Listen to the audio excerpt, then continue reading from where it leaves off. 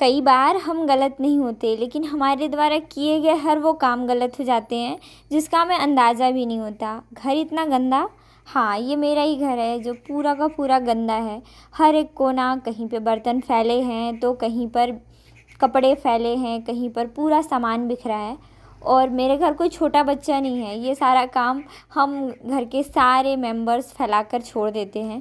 मैं तो फ़िलहाल घर पर नहीं थी, लेकिन मेरे दुकान रूम से लेकर घर का हर एक कोना फैला हुआ था, गंदा था। जस्ट बिकॉज़ मैं घर पर नहीं थी, पिंकी गई हुई है घूमने और सीमा की ड्यूटी दुकान पर लगी थी, तो आज सुबह से शाम तक घर फैला हुआ था। आई नो कि मैं गलत हूँ, लेकिन आज पूरे पूरे दिन मैंने किसी का कॉल रिसीव नहीं किया। लगभग 11 बजे मैं सोकर उठी, खाना खाई और आधे एक घंटे पढ़ी मैंने। फिर उसके बाद फिर मुझे नींद आ गया, और नींद आया तब मेरा फ़ोन साइलेंट था और घर के सारे मेंबर्स ने मुझे कॉल किए, लेकिन मुझे बिल्कुल पता नहीं चला क्योंकि फ़ोन टेबल पर था और मैं सोई थी बेड पर। फिर उसके बाद अभी लगभग 3-4 बजे मैं उठी हूँ, 5 बजे मान सकते हैं, और मैं घर आई। उस टाइम पे बारिश हो रहा था तो मैं रुक कर थोड़ा सा आई घर। और घर की हालत ये है, तो फ़िलहाल मुझे घर की सफाई करनी है और कुछ कुछ चीज़ें हैं, पर इट्स ओके। समाज भले ही उन बेटियों के बिल्कुल विपरीत होता है जो पढ़ी लिखी होती हैं, अपने लिए सवाल उठाती हैं, अपने लिए सोचती हैं, अपना फ्यूचर, अपने लाइफ के बारे में सारी चीज़ें प्लान करती हैं। उन सारी लड़कियों के लिए समाज विपरीत रास्ते पर होता है। घर परिवार सब कोई अलग होते हैं। हमारे आसपास जब चीज़ें होने लगती है ना, तो हम एहसास कर पाते हैं। जैसे ही आप पढ़ लिख कर कुछ बनने का सपना देखते हो, कुछ करने का सपना देखते हो, फिर चीज़ें जो लोग आपके लिए प्लान करते हैं और आप जो अपने लिए प्लान करते हो, उन सारी चीज़ों में बहुत ज़्यादा अंतर हो जाता है। घर के आज सारे काम मुझे करने थे, तो घर के फटाफट से जो भी काम थे वो निपटाने लग गई। खाना पीना, ऑल टू ऑल, दुकान, घर, किचन, मुझे हर एक काम करना था। तो जैसे तैसे करके, जल्दी जल्दी से करके मैं केवल काम निपटाने पर भरोसा रख रही थी। जीवन में आया हुआ छोटा बड़ा या फिर जैसा भी बदलाव आपको बहुत सारी चीज़ें सिखा देता है। Hello everyone, good morning, Radhe Radhe, सुप्रभात and welcome back to my new another vlog. अभी मैं अपने घर के बाहर वाले हिस्से पर हूँ, जहाँ से हमारा पूरा एरिया दिखता है। और हाँ, सही है कि यहाँ पर अभी बारिश हो रही है थोड़ी थोड़ी, जस्ट बिकॉज़ आप लोगों को पता है कि ये ना ठंड बढ़ाने वाली, सर्दी वाली बारिश है। और ऐसे देखो नीचे पर जैसे बूंदाबांदी हुई है, तो आवाज़ भी मेरा थोड़ा अजीब सा आ रहा है। अभी तक मैंने घर के सारे काम निपटा लिए। अभी मैं दुकान में थी, खाना पीना, बस मेरे एक काम बच गए हैं, वो है कपड़े धोने। तो वो बारिश की वजह से शायद मैं ना धोऊं, पर सारे काम मैंने फिनिश कर लिए हैं। अब बारी है मेरे पढ़ाई करने की। तो लगभग 12 बजने को है, पर 12 बजा नहीं है। और आप लोगों की तरफ मौसम में परिवर्तन आया है कि नहीं, कमेंट करके ज़रूर बताना।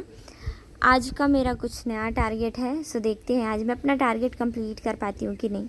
मुझे ये तो नहीं पता कि अब मुझे दुकान में कितने दिनों के लिए रहना है, लेकिन ये चीज़ तो पता है कि अब मेरा पूरा पूरा टाइम केवल और केवल घर पर और दुकान पर बीतने वाला है। यहाँ पर रीत दीदी अपने सारे कलर्स के जो भी चीज़ हैं, पेंटिंग के जो भी सामान हैं, एक बॉक्स में रखी हुई थी और उसे वो फैला कर देख रही थी। वैष्णवी का नाम आ रहा है। ये जो रीत है, ये भी पिलेर पिलेर इंसान है। पिलेर पिलेर इंसान छत्तीसगढ़ी में इसे कहा जाता है कमज़ोर व्यक्ति। पिलेर पिलेर मतलब ऐसे लुदबुद सा इंसान, छूने के बाद तुरंत ऐसे हिलना डुलना। तो बिल्कुल रीत वैसी ही है। मेरे घर के कुछ बच्चे ऐसे हैं ना, जैसे ही मौसम परिवर्तित होता है बीमार से होने लगते हैं, और इसमें से 50% मुझे भी काउंट कर सकते हो। हाँ, मैं 100% वैसे कैटेगरी में बिलोंग नहीं करती, पर 50% ऐसा है कि मैं बीमार पड़ जाती हूँ।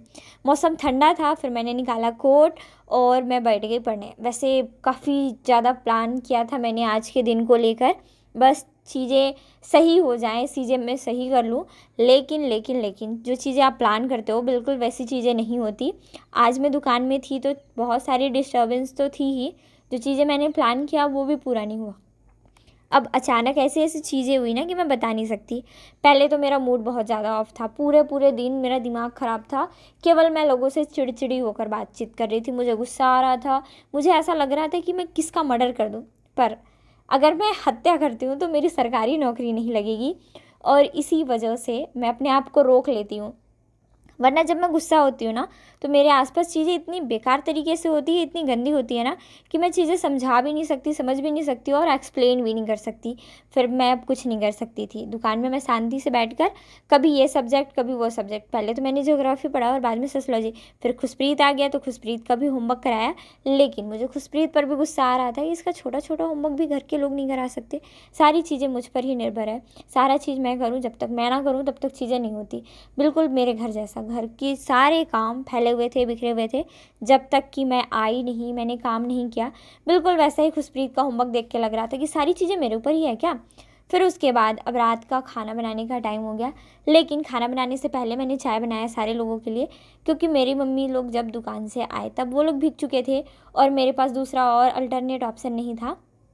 तो मैंने सोचा भाई कि फटाफट से मैं इन लोगों के लिए गर्मा गर्म चाय बना देती हूँ, क्योंकि वो लोग बाहर से ठंडे ठंडे से थक के आए हैं, तो इनके लिए चाय अच्छा रहेगा। इधर से आग भी लग गया था, मैंने आग बिताया और बुझाया, और फिर उसके बाद मैंने चाय सारे लोगों को दिया, मैंने भी चाय पिया, और मैंने साइड से आलू के परोठे बनाए और साथ में बनाया चावल, और सब्जी में सब्जी आज मैंने आलू बैंगन की सब्ज़ी बनाई थी।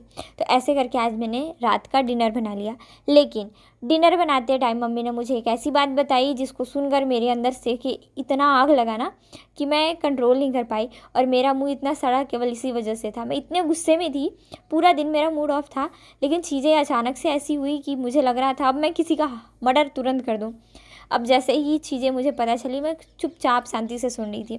अब लोगों को पता तो है कि मुझे शादी नहीं करनी, लेकिन मेरे घर वाले मेरा रिश्ता लेकर पता नहीं क्यों बैठ जाते हैं। और तो और मेरी मम्मी को मालूम है कि मैं शादी नहीं करने वाली, लेकिन आए दिन मम्मी के पास रिश्ते वाले होते हैं। मम्मी तो वैसे मना कर देती है, और ये है ना गुस्सा, मैं गुस्से से लड़ रही थी सबसे कि तुम लोग ऐसे कैसे कर सकते हो, तुम लोग के दिमाग में ये सारी ख्याल कैसे आ सकते हैं।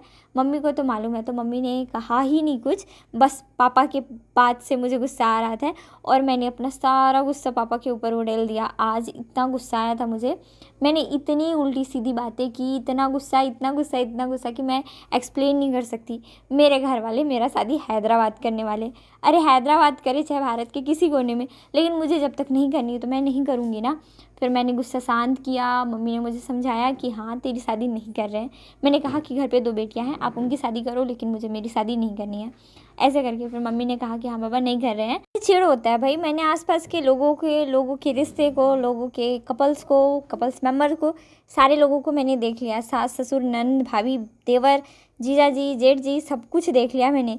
कोई किसी का नहीं होता, बस शादी के बाद शादी का रिश्ता और शादी का बोझ उठाते रहो। हाँ भाई, शादी अपनी जगह पर अपने पसंद से प्लस अपने प्लानिंग के अकॉर्डिंग करो तो वो अलग मैटर है। मन किया तो कर लेंगे, नहीं मन किया तो नहीं करेंगे। और अभी मैं मेंटली इमोशनली प्रिपेयर ही नहीं हूँ कि मैं किसी की दुल्हनिया बनूँ।